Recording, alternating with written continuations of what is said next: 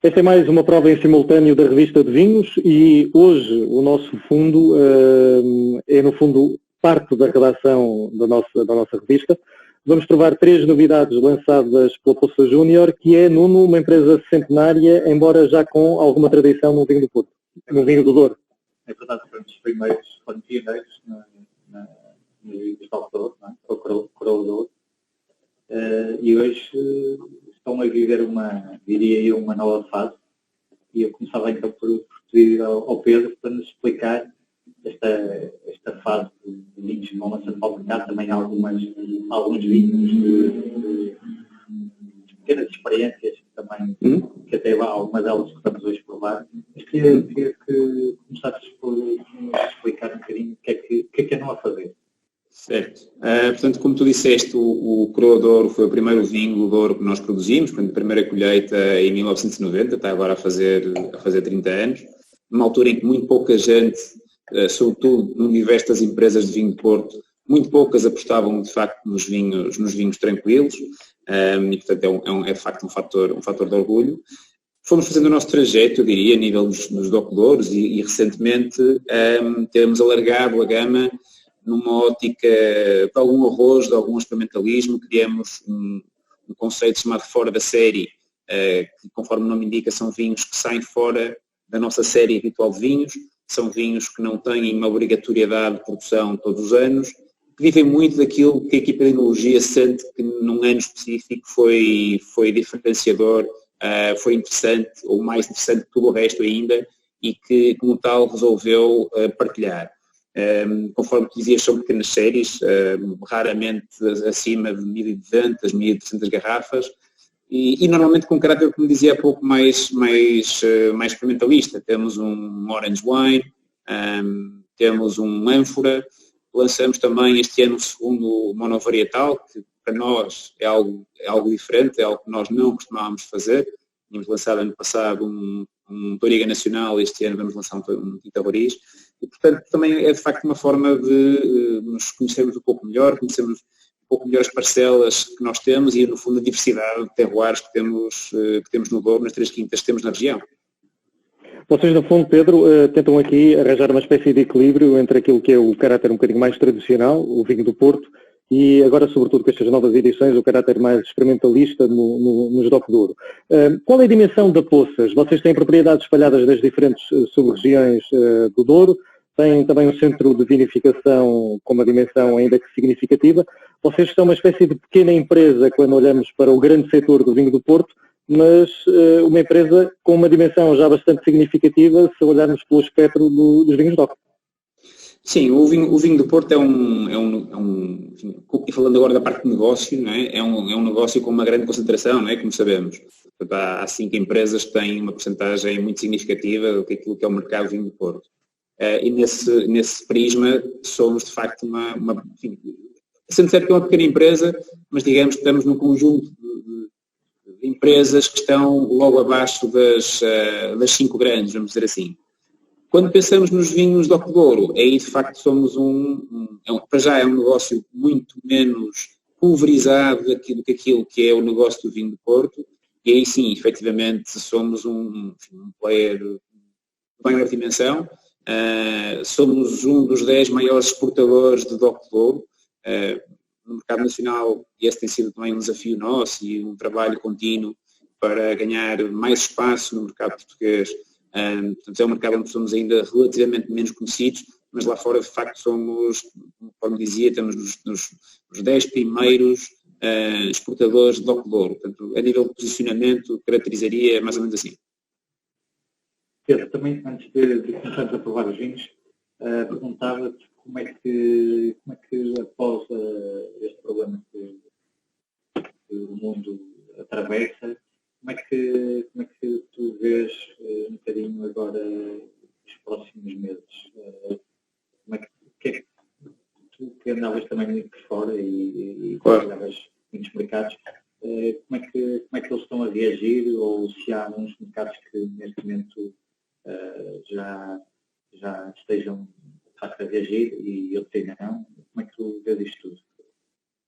Bom, eu devo dizer que estava mais assustado quando tudo isto começou do que se calhar estou hoje. Acho que é uma situação, enfim, preocupante, antes de mais do ponto de vista de saúde pública, como é evidente, que isso digamos, é mais importante, mas também do ponto de vista de negócio, ou seja, todos nós conhecemos os números, não vale a pena estar aqui a bater na mesma tecla, mas o desemprego nos Estados Unidos, a recessão que a Europa vai atravessar e por aí fora.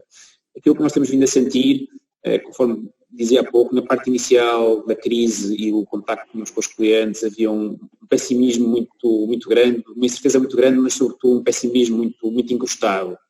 E os contactos que temos feito mais recentemente, eu acho que as pessoas estão cautelosas, estão claramente muito cautelosas, estão com algum receio, mas apesar de tudo noto já não digo quase um otimismo, mas noto já claramente um clima muito menos negativo do que estávamos em março. Os mesmos clientes que nós auscultamos nessa altura, hoje têm a perspectiva sobre o negócio, ainda assim cautelosa, mas menos negativa do que tinham na altura.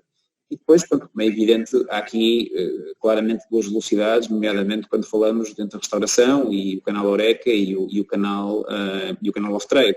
O canal Off-Trade tem mostrado alguma resiliência, com alguma pressão sobre o preço dos vinhos, ou seja, parece haver uma tendência para vinhos mais baratos, ou seja, o consumidor ou porque perdeu rendimentos ou porque sente menos confiança sobre o futuro, tem algum receio em comprar vinhos um pouco mais caros.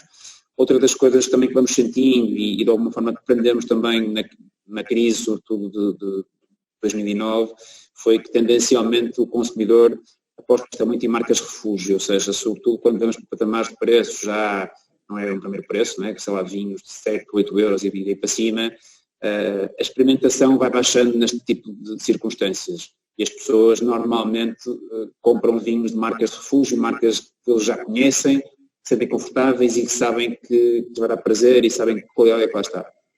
E, portanto, isso, nos mercados em que nós somos a marca de refúgio, evidentemente que isso é bom, nos mercados em que não somos, evidentemente que isso é um desafio. Mas portanto, globalmente, eu acho que vai ser um ano duro, acho que vai ser um ano bastante duro, acho que enfim, isso é incontornável. Portugal, especificamente, e tendo em consideração a dependência que o país construiu em torno do turismo nos últimos anos, não é? Os números são conhecidos, 15% do PIB é dependente do turismo, eu acho que vai ter de facto que se reinventar. E vai passar um período mais complicado.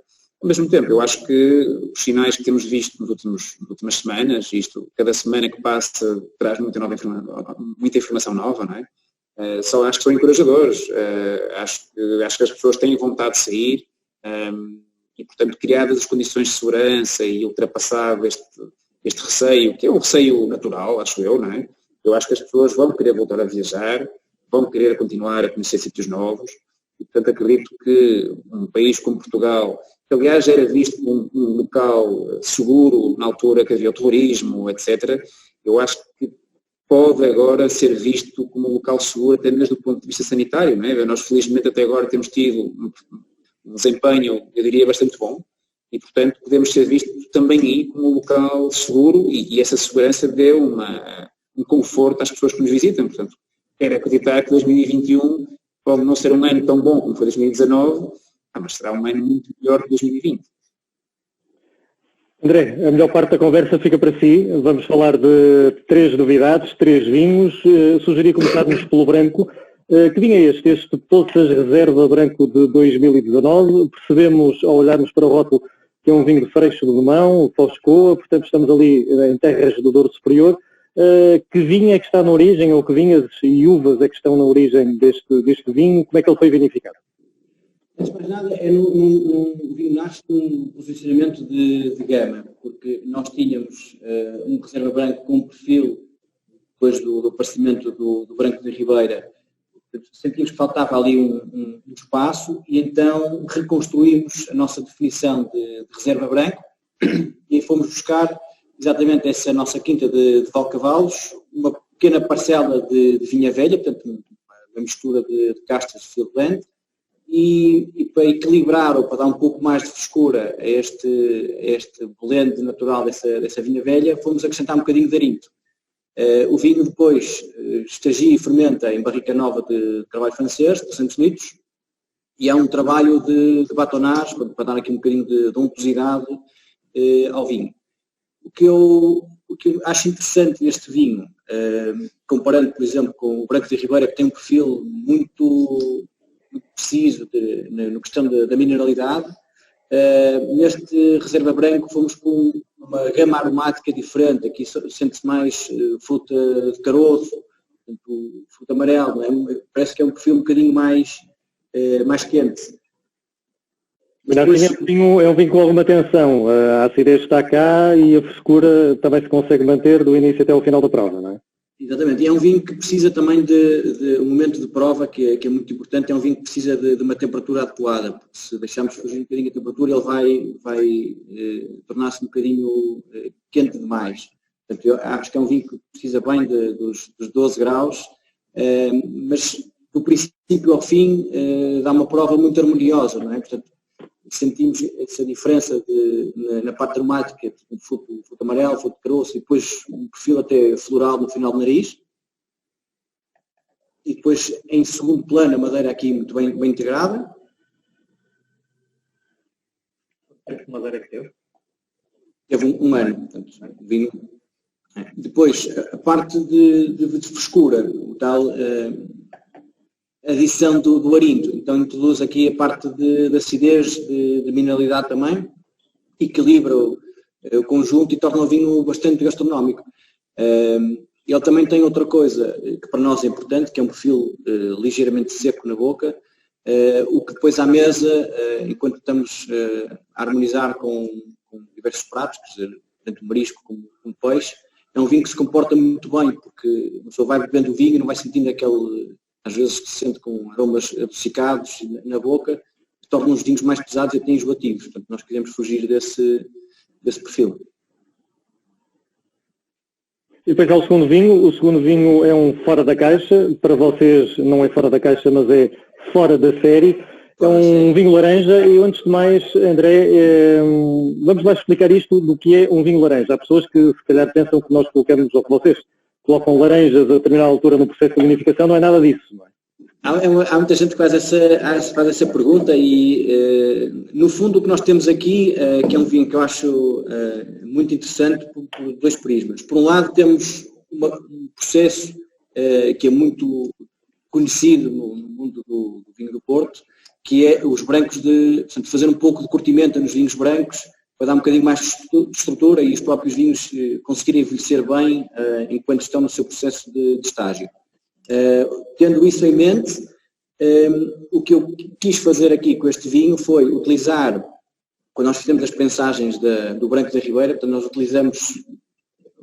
pensamos o cacho inteiro, utilizamos uma parte muito pequenininha dessas uvas. E, portanto, a própria massa, depois da pensagem, estava muito líquida ainda. Numa questão de experimentalismo, decidi fazer uma pisa a pé dessas massas, portanto, voltar a extrair desses cachos o que ainda tinha lá para dar, portanto, de parte líquida.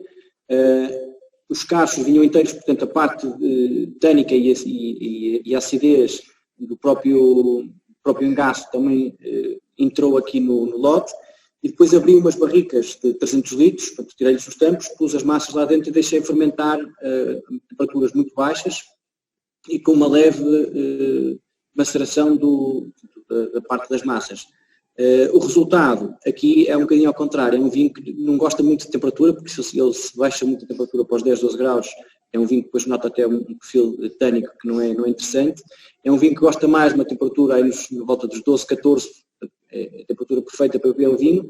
E ele foi construído com o intuito de ser também um vinho gastronómico, mas de mais pica-pica. Portanto, é um vinho que cai muito bem com queijo, que ele tem aqui uma acidez muito interessante, gosta muito também de harmonizar com enchidos. Foi criado para beber nesse momento. Portanto, temos aqui um mix de duas coisas, um bocadinho de oxidação, porém muito, muito controlada. Sentimos também um bocadinho de casca de laranja, mas só no nariz, mas isso é o fruto desse trabalho de curtimenta. Mas depois na boca, este vinho agora na garrafa também vai evoluir melhor, mas na boca o que se procura é ter uma untuosidade e uma frescura do princípio ao fim, que é essa frescura e acidez que vai equilibrar quando estamos a comer queijos gordos ou, por exemplo, um presunto, e a harmonização é muito boa. Quais foram as cartas que utilizaram? O primeiro ano foi 100% Orinto. Neste segundo ano utilizamos Arinto e Códega 50/50. Ele ficou com uma tonalidade um bocadinho mais orange. É um tom quase âmbar, não é? André, quando falamos neste processo de curtimento, isto no fundo, para que as pessoas também nos percebam melhor, é fazer um vinho branco quase como se fosse um vinho tinto. E é por causa disso que ele fica não só com esta cor, como fica com uma sensação que é real de tanino na boca, não é? Exatamente. Portanto, o que acontece é, no caso dos vinhos brancos, quando estamos a fazer brancos regulares, existe uma pensagem, portanto, utilizamos só o líquido, fermentamos só o líquido.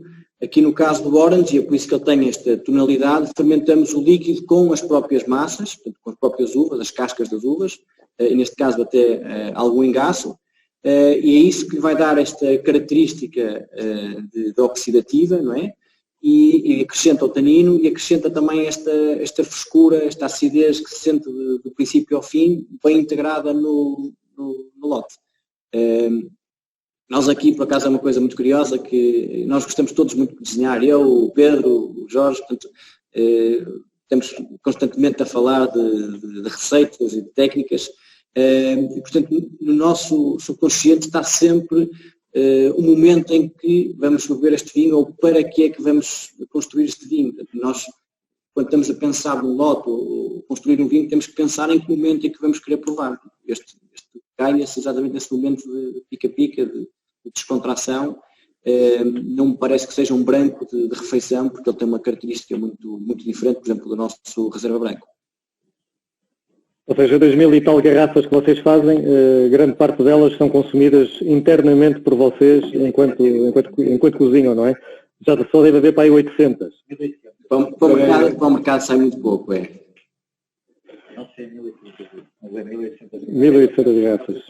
Do mercado do Orange Wine, ou do Orange Wine, aliás, e é curioso que há países, por exemplo o Canadá, que é um mercado que nós somos especialmente fortes, há hoje uma vaga de Orange Wine, uma coisa impressionante. Não há quase um restaurante que vais e que não diga um Orange Wine. Tinha quase 3 ou 4, tem uma secção na carta de vinhos para Orange Wine. É uma coisa impressionante. Aliás, em 2019, com o 2019, por exemplo, uma quantidade significativa que nós vendemos justamente para o Canadá, porque há um entusiasmo enorme com o Orange Wine. E o que eu acho interessante aqui é sobretudo, o André falava nisso, na parte que é possível harmonizar com isto, e o que eu acho é que este tipo de vinhos, o ânfora, é um bocado como abrir uma porta, não é? Ou seja, são vinhos que se não existissem, nós evidentemente não os bebíamos e aí acompanharíamos os tais cogumelos ou queijos com vinho branco ou com vinho tinto. Mas a partir do momento que eles existem, abrem-nos a porta para harmonizações, se calhar, muito mais interessantes, e para mim é a grande vantagem deste tipo de vinhos. São vinhos experimentalistas e vinhos que abrem a porta para descobertas novas. Notei isto muito com o Orange, notei também muito com o ânfora que fizemos no ano passado e este ano também. Eu o ânfora provei nos Estados Unidos, é a primeira vez. Foi? Mas estes vinhos, essencialmente, fazem para exportação ou também... Não. Também são vinhos. O Orange Wine, por exemplo, posso dizer que a colheita de 2018, que foi mais pequena, fizemos 700 garrafas, um pouco menos de 700, foi praticamente toda vendida no mercado nacional. Ou foi toda vendida até no mercado nacional, acho eu. Com o 2019 já vendemos uma parte significativa no Canadá e eu diria que vai ser para aí 50-50, ou seja, 50 no mercado nacional e 50 aqui. Chegamos ao terceiro vinho. Se o Orange Wine não leva laranjas na vinificação, este vinho rosé, que tem uma cor casca de cebola, também não leva qualquer tipo de cebola, nem de casca de cebola durante a vinificação. Que rosé é este? Este também é um produto que, portanto, encaixando na nossa gama, que nós sentimos que fazia falta. É um rosé que teve quase 3 anos de estudo para afinação de perfil. E, portanto, o que nós procuramos aqui foi construir um rosé que tivesse boa frescura, quer no nariz, quer depois na boca, tivesse um perfil de fruta, mas QB, porque mais uma vez nós achamos que os vinhos são para ser harmonizados. E, portanto, quando temos rosés com uma fruta exagerada, ele depois torna-se enjoativo.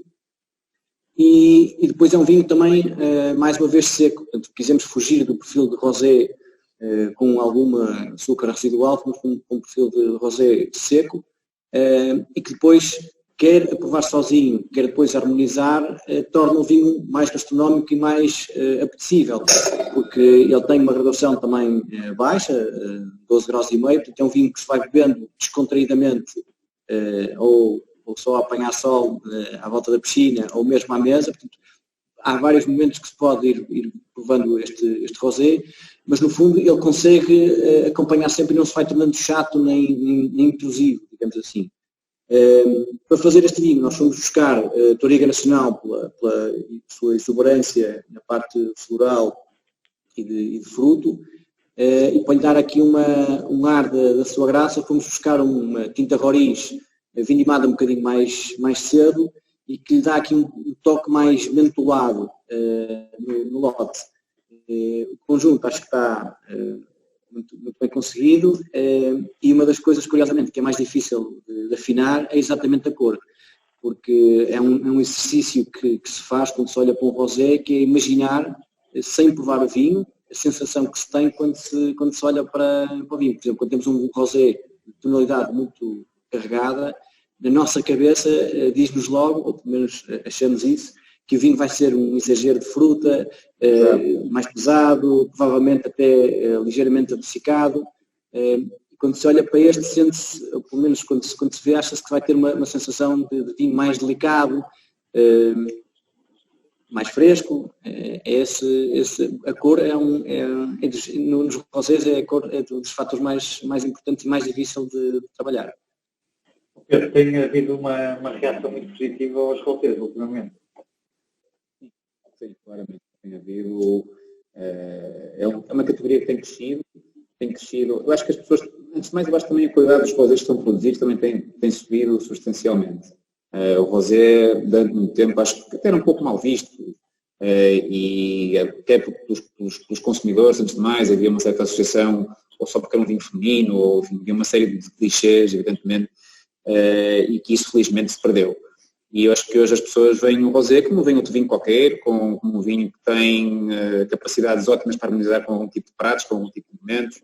Há bocado o André falava na questão da graduação, e de facto eu acho que para um vinho com este tipo de perfil, que é um vinho muito estival, não é? Um vinho muito de ar livre, o facto da graduação ser mais baixa para mim é fundamental. E portanto, o que se tem visto de facto nos mercados é que tem havido um aumento interessante de procura por rosés, e até em patamares de preço distintos, ou seja, o rosé já não é um vinho que tem que ser tendencialmente barato, hoje há rosés para todos os tipos de preço, e portanto acho que é uma categoria que tem muito potencial, claramente, com muito feios diferentes, também é verdade. E nesta altura, onde é que nós podemos encontrar estes vinhos? Vocês têm algum canal também online onde se podem encontrar os vinhos? Ou... Em Portugal não temos canais de venda direta. Essencialmente estes vinhos são encontrados em boas garrafeiras, e enfim, agora felizmente nos restaurantes que agora estão a começar também a reabrir. À margem destes 3 vinhos, outra das novidades é este vermute, que já é uma tradição da Poça Júnior. Então temos um vermute que lançaram o ano passado, não foi? Uhum. E no fundo resgatou aqui uma tradição da Poças. Sim, ou seja, nós nos anos 30, anos 40, e seguindo uma tradição que era partilhada julgo eu, por várias casas de vinho de Porto na altura, nós produzíamos vermute com uma base de vinho de Porto. E essa tradição foi uma tradição que foi perdida, ou seja, não só pela Poça, mas julgo pela generalidade das empresas. Acho que hoje em dia não há praticamente nenhuma empresa de vinho de Porto que produza vermute. E em 2018 nós, enfim, no âmbito da celebração do centenário, começamos um projeto, aliás já começou antes, tinha começado já em 2017, de recuperação de alguns produtos que tinham sido produtos históricos da empresa e que, enfim, por diversos motivos tinham caído no esquecimento. Em 2017 relançamos o quinado, no fundo é um vinho de Porto Velho em que é adicionado a quinina, não é?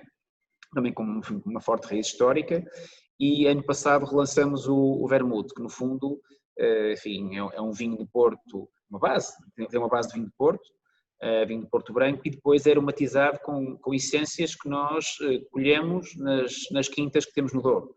Portanto, colhemos um conjunto de essências, aqui a equipa de enologia fez uma série de testes com várias essências, umas foram rejeitadas, outras foram incluídas, fez-se aqui um lote final e pronto, o resultado está aí. Estamos muito contentes com o Soberbo, que também é uma marca do antigamente, era uma marca que nós tínhamos nessa altura. Estamos muito contentes com o Soberbo.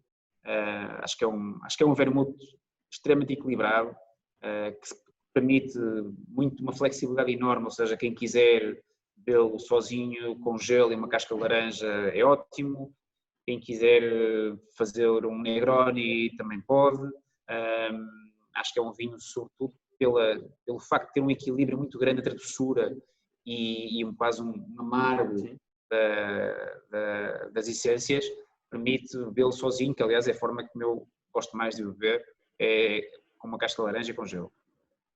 Um produto muito giro, foi um gozo fazer, porque mais uma vez a parte do experimentalismo e sair da nossa zona de conforto e entrar aqui neste mundo dos vermutes foi muito interessante.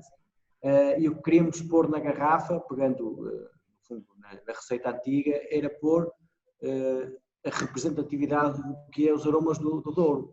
A razão pela qual nós somos às quintas então buscar os imbros, estevas, portanto, uma série de plantas que existem nas nossas propriedades. As frutas também vêm das nossas quintas e fomos fazendo essência a essência até chegarmos ao lote final, que é uma base de vinho de Porto Branco, e depois onde entram essas 18, 20 essências. O conjunto é como o Pedro diz, mais uma vez a frescura marca muito o vinho, portanto acho que é uma característica aqui dos vinhos da nossa casa, mas depois temos aqui um equilíbrio entre a parte doce, digamos assim, da base do vinho do Porto e esse amargor que se sente dos próprios óleos naturais das plantas. Está muito interessante.